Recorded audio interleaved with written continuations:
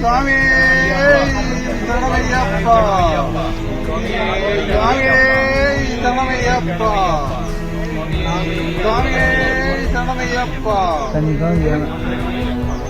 சுவாமி சரணமையப்பா, சுவாமி சரணமையப்பா. கிட்ட போறீங்கப்பா.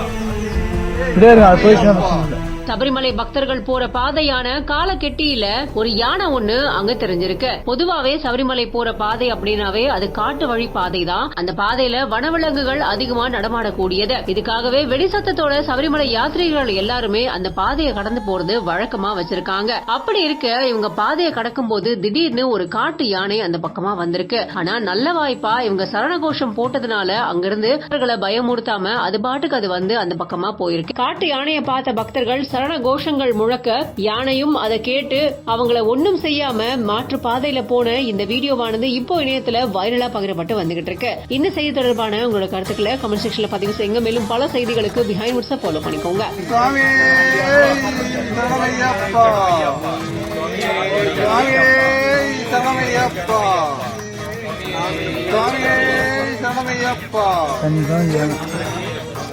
சுவாமி சரணமையப்பா, சுவாமி சரணமையப்பா. கிட்ட போறீங்கப்பா.